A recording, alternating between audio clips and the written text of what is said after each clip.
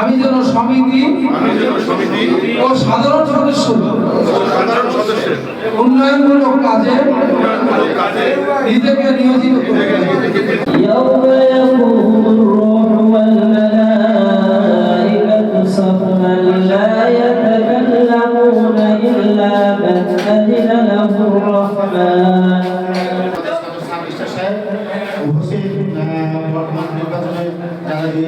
প্রার্থীগণ এবং আমার সহকর্মী এবং শ্রদ্ধেয় কাকা আছেন, সবাইকে আমার সালাম, আসসালামু আলাইকুম।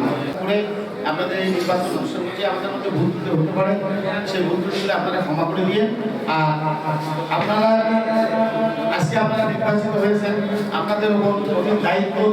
আমরা যারা ভোট দিয়ে নিয়ে আসছি, আমরা আপনাদের প্রতি অনেক আশা, আমাদের সংগঠনটা যেন ভালোভাবে চলে, আমরা যেন ভালো থাকতে পারি।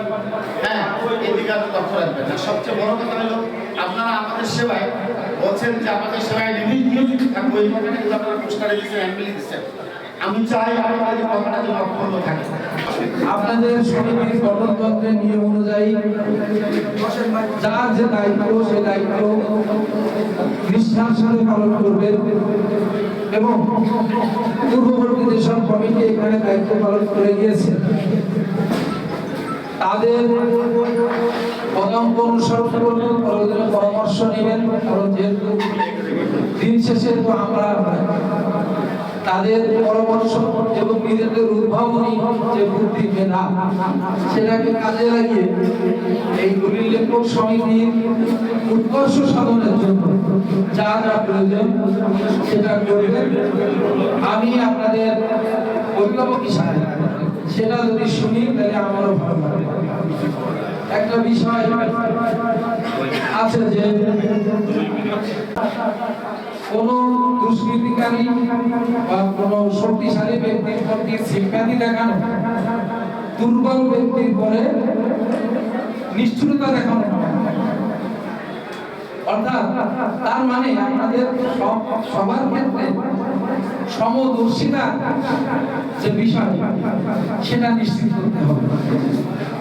এইটা যদি আপনারা মেনটেন করতে পারেন তাহলে আপনাদের কাজ 3 ভাগে 2 ভাগ হয়ে যাবে।